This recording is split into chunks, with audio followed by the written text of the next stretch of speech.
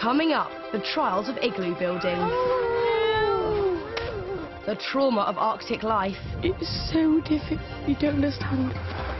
And a tasty surprise for the team.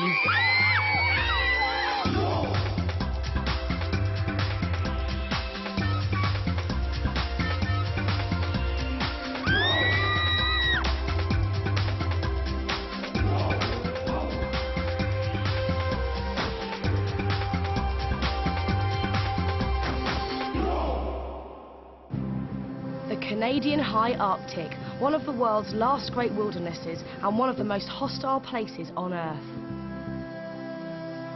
The 8 young adventurers won through from 9,000 applicants to come here on an environmental mission to help polar bears. Week 1 and the team are in serious training. They've just spent their first night camping out in the wild. It was unbelievably cold, with temperatures below -40. It was horrible. I woke up about 8 times in the night, so I didn't get much sleep either. I hated it, really. Everyone wants to get back to the relative comfort of base camp. You're looking forward now to getting back to our nice big tent. Yeah. We can dry all our stuff. Excellent. Well, we're not going straight there. We're going to go and practice the navigation we've been learning this week. Oh, okay. We have buried somewhere in the ice a bag of very nice goodies for lunch. There's cookies and sweets. Yeah. Oh, yeah. So the point you need to get to is 236 6. When they go on their main expedition, map reading skills will be essential, and Lewis is feeling confident. We know where we're going and we've got the bearings, so I reckon we'll be about an hour till we eat, I'm hoping.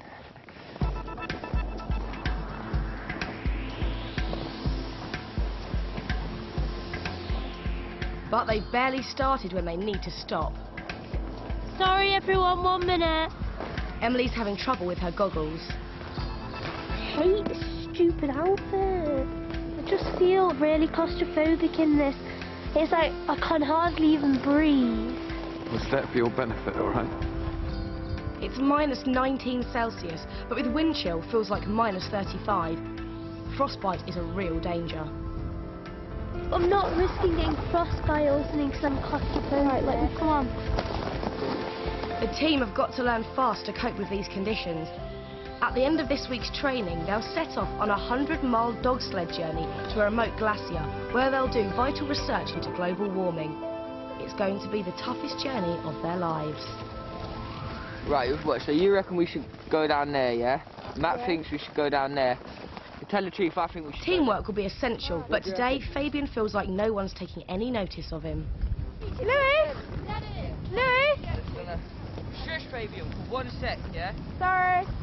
I haven't been kind of putting much input in it now because people are just not listening to my ideas. Yeah, okay, go! Yeah, I don't mind, just follow.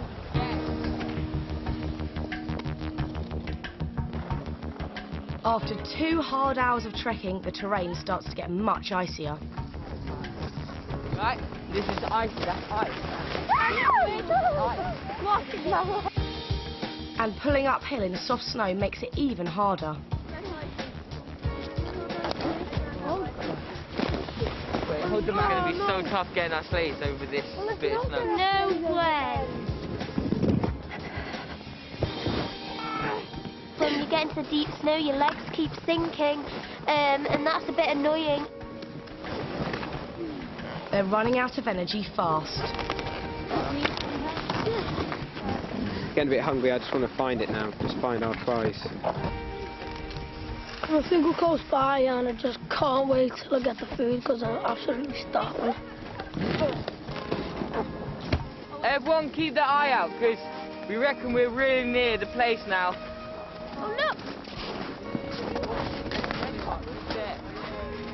Guys, remember it's buried, yeah?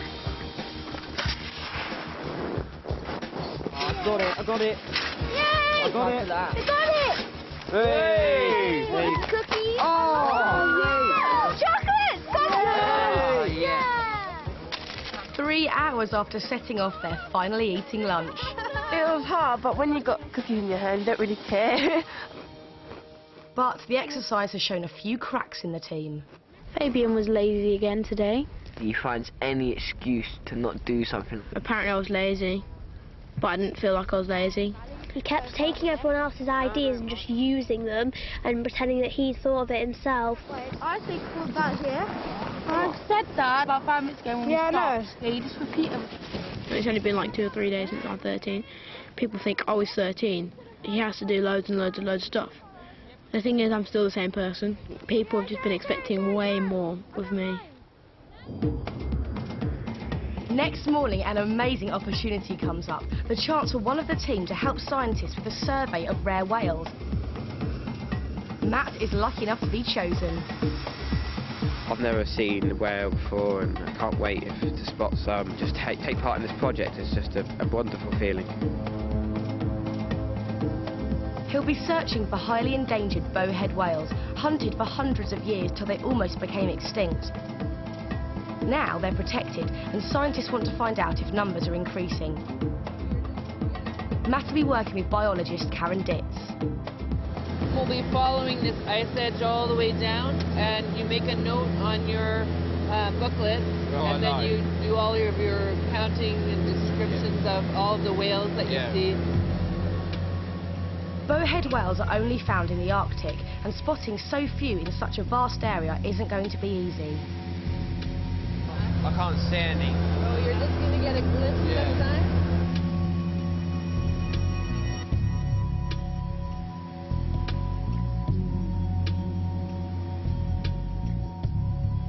An hour into the search and they haven't seen a thing. It's always disappointing, but it's not unusual either, because they live in such a huge area. Sometimes it's difficult to predict where they are. I am a bit disappointed that I haven't seen one yet, so I'll keep looking and hopefully I'll see one before the end. Down on the ice, expedition leader Ben has a challenging training exercise for the rest of the group. We've spent basically a night out on the snow in a tent. We're now going to do it the true traditional way tonight, and we're going to stay out in an igloo. But you guys are going to be building your own igloos. The first job is block cutting. And they soon find it's very hard work. It's really quite difficult because it seems to get stuck about there. I reckon. Look at this. Look at this, guys. Hey. Woohoo. That took us roughly about 10 minutes. All right, if we need 20 or 30 of those, we're going to have to start getting our block cutting skills a bit slicker. It's more exciting than a tent because you can put a tent up anywhere. But you can't exactly put an igloo up in your back garden unless you live in the Arctic. So. Up in the air, Matt's still not spotted any whales. I've just got to keep looking and hope for the best. Time is starting to run out, but Karen's still hopeful. We've had lots of reports that they're at the floe edge in Cumberland Sound fairly frequently. And suddenly, Matt spots something. There's one. It's down there. Oh, this is amazing. Something over here. Oh, yeah, there he is. Right there. Oh. Try and get a good circle on him. It was just sitting there real still, and then the water came out this funnel on the top of it. Really clear and it had white spots. You see them there? After the disappointing start, they're incredibly lucky. I've seen 3 now. Yeah, did you see the white on the chin? Yeah, I've noted those down and they were just amazing to see, and they're just massive. The surveys proved very worthwhile and very exciting too. It was just spectacular to watch them for that split second before they disappear, and I absolutely loved it. Back at the igloo building, some of the girls are having doubts about the night ahead. At first I was like all up for it until I heard that it could collapse. They told us that they'd be putting in a shovel so we could dig our way out. That kind of put me off, because I was like, right, okay, so the whole thing could collapse on us in the night. Emma said that it'll be warmer than it would be sleeping in a tent, and I suppose if there's all the girls are in there, then it'll be alright. Building igloos is quite an art, locking the blocks of snow together so they don't collapse. These blocks are not shaped before you've actually put them in place. You put them in place and then you actually cut the spiral in. You then gradually build up the layers all the way around.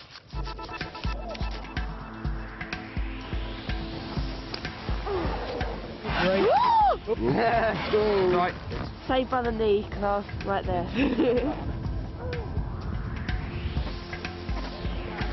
How are we doing, team? Right, only another, how many to go? No, how many? Right, 30. With help from local experts, the team complete 2 small igloos. Yay! But now it's time to go it alone. Now this is going to be a big one. It's going to be twice the size, if not bigger, than the one that we've just finished. We've got 4 hours before it gets dark to finish this one off. We're not really that sure about how to build it, but I don't really want to be the one responsible if it all goes wrong.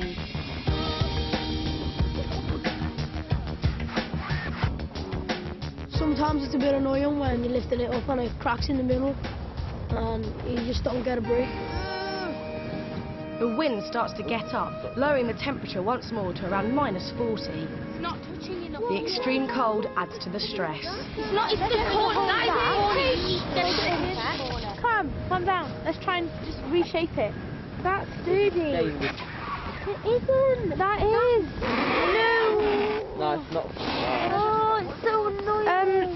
We're always getting the angle wrong, and so all the blocks keep falling in. This one's dodgy. I think the one we're pitting on is wonky.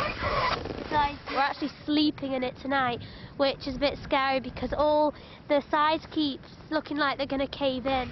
Oh, They're struggling. They had a lot of help before, and it is a bit like a jigsaw puzzle trying to get the different blocks to interlink. This one's unstable. That's where it's all gone wrong from there. You've got joint, joint, joint, joint, joint, joint, joint, joint. Yeah. Should be overlapping, so it locks onto the next block. So you need to read it from there onwards. Can we stay with it then so we know what we're doing? We've had to go back and redo it all. So that is kind of a bit depressing to think that we're just basically doing what we've done before. We have 3 hours left until the sun goes down, and when the sun goes down, you can't do anything. I just want it up really so we can get dinner started and get to bed. But while some are working hard, not everyone's pulling their weight. Adam, what are you doing? Stand around watching it, it's not going to fall off on its own. I'm not actually doing much good out here because I don't think I'm helping because I'm quite cold. And the bitter weather's getting to others too. It seems like it's us four, you know, Where's Jen, Adam, Fabian? Half the team have gone to their tent to shelter from the strong wind. Emily and Courtney aren't impressed. I told them I need some help. What do you? Oh, Really? Really? I didn't realise you had a whole I thought you could build an igloo on your own. We've been out on the land all day, so it's absolutely freezing, and it's not as if we can just like sit down now and like warm ourselves up. I don't think they realise that this is kind of getting a bit serious. It's getting a bit late. We're all cold, and you know we need to sleep in this. You know, it's hard enough building an igloo, but you know, 4 teenagers building igloos, you know, just that little bit harder. Ben calls the group together. Okay, how do we reckon it's going, guys? Rubbish. Why? It's going quite good. It's taken us about 2 hours, and we haven't even made like 2 layers. Why don't we break it down and basically have 3 people actually on the igloo itself, and the rest can go and warm up. This is very serious. This has got to get done by last light, all right? We've got 2 hours to nail this, and at the moment, it ain't going to happen. Not much. They start to work in shifts, but Fabian's unhappy, feeling the group aren't being fair to him. He confides in his teammate Emily. It's just the way that I'm being treated. I'm not being listened to. I'm not having my views heard. I'm trying, and then I just get put down. That's it. Just say, if you're all my friends and you should be helping me, and say I'm having a hard time at the moment. And it's not just Fabian who's down in the dumps. The igloo building still isn't going well. Not getting there at all. Look at it. It's fine. But it's not though. Look at it. It's rubbish. We just need to redo those 2 there. It's taking ages, and we just keep going and going. There's just problems along the way. It's just slowing us down and down and down. It's like taking forever.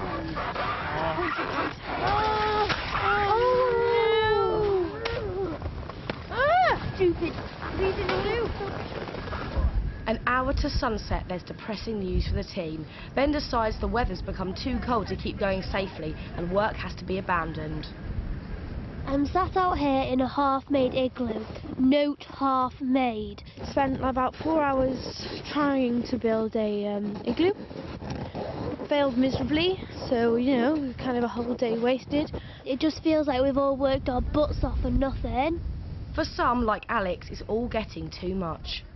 It's so difficult, you don't understand.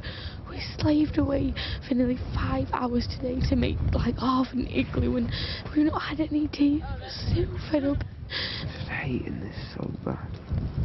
So bad. This is tough. This is really, really tough. I just can't stop thinking about Mum and Dad and how much I miss them, and I'm finding it really, really difficult. With morale at an all-time low, leaders Ben and Emma arrange for a very special delivery from the local town. We have supper for you, right? What do we have? You alright, guys? Pizza and...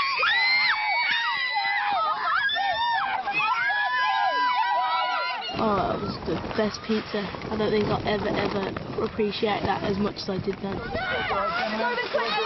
It wasn't even great pizza, it just tasted like heaven. Spirits are further lifted by some extraordinary local entertainment, throat singing. It's an ancient Inuit tradition where the throats used to make sounds.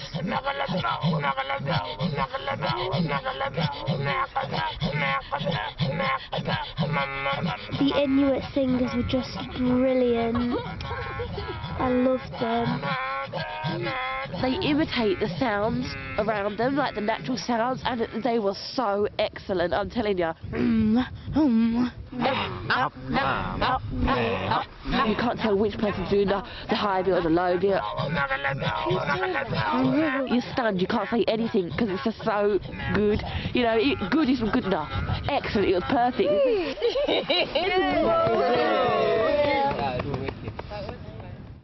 With 2 small igloos completed, there's room for some of the team to sleep in them if they want. It's a tough decision.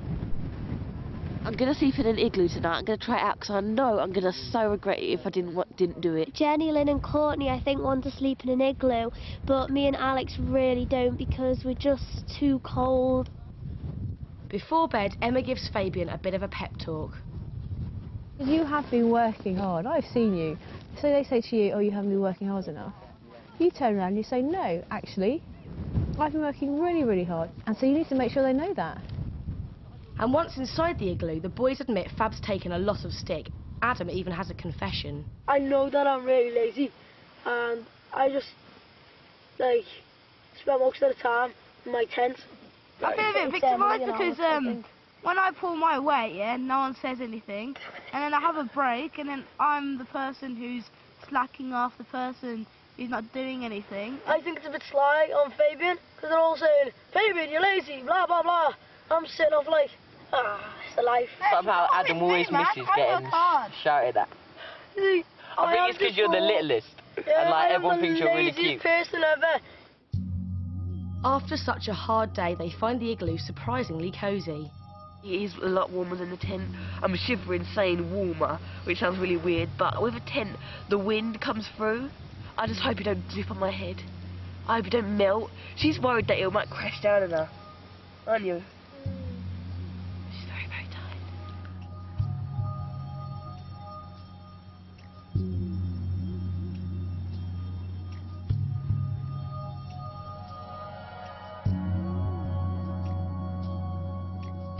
It was probably one of the best night's sleeps I've had here so far. I'm a bit tired, but I'll be alright. I'm always tired. After a day in the wild, the team are relieved to get back to base camp. Their large sub-zero tent suddenly seemed like 5-star accommodation. Yes. It's much, much better in here. It's nice and warm, but this is like luxury to what we had from out there. I know it sounds silly because we've only been here a few days, but it feels like home. That one's there. But they won't be here for much longer. Tomorrow the main expedition begins and they'll be living and working out in the wilderness for 2 weeks. This morning, leader Emma is taking Lewis and Alex on a flight over the expedition route, more than 100 miles across some of the harshest terrain in the world. We're going to be working down towards the Grinnell Glacier. It's a chance to check out how difficult the journey will be for the dog sleds. Go up a really narrow gully and then head down a valley system, take exactly the route we're going to take with the dogs. Do you think they'll cope with the dogs then? I reckon they'll be alright on the sea ice, but getting up all this land is going to be tough. Yeah. We're going to have to help them a lot and push the sledge quite a lot. Yeah. They'll be far from civilization. If anything goes wrong, everyone will need to know what to do. So back on the ground, Ben has organised a search and rescue for their final training exercise. Got a bit of a situation on our hands. This is Constable Chris Coles from the police detachment in Callowit. I don't know what you guys had planned for this morning, but we need a bit of help. We've got a call last night that we had a couple reported missing on a skidoo. We have a search and rescue unit. I've asked Ben if I can borrow you guys and him and the skidoos to cover the sea ice. The team are led to believe it's a real emergency. Just at the head of this chain of islands running down here, so our main access to look at is going to be the right-hand side. Yeah. All right, so you want to be looking that way. Okay, over that way. They work as spotters, looking for any sign of the lost snowmobile drivers. Being stranded in such low temperatures would be very dangerous.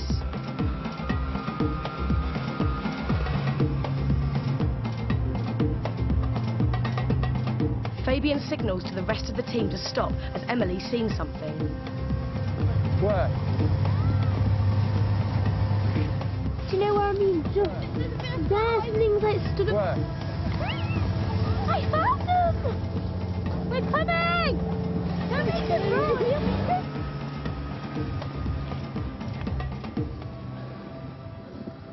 Have we got any spare? Have we got a down jacket? Spare down jacket?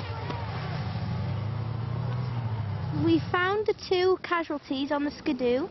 With the situation under control, Ben decides it's time to put them in the picture. Fantastic, Emily. Well spotted, all right? This is a training exercise, okay? No way! Just to sort of... The point of this is that this is how they do it for real, all right? We were genuinely concerned, and it made us look out more as well, because we actually thought that someone's life was at risk. It could happen, so it's best to get us trained so we know what to do in a real situation. It's been an impressive performance to complete their training. We do search and rescues probably at least once a month, so what you went through is exactly what we do. We get people in the area to go out and help us because we have an awful lot of ground to cover, so you guys did a bang-up job. Meanwhile, up in the sky, Emma, Alex and Lewis have reached their breathtaking final destination. What we're flying over now is the glacier. This is the end point of our whole trip. And what we're going to do is come out here and measure how much the ice has changed. It just looks like it goes on forever. It's enormous. It's 15 kilometres long. So it's a massive distance for us to be covering. The flight has brought home just how testing the expedition will be. It's making me think that it's going to be quite tough getting there in just a week. I'm a little bit nervous, but I'm just really excited, looking forward to what we're doing when we set off tomorrow. It's going to be really challenging, and I don't think anyone is quite prepared for what's up ahead. Next time on Sirius Arctic, the epic dog sled journey begins. Tempers fray as the going gets tough.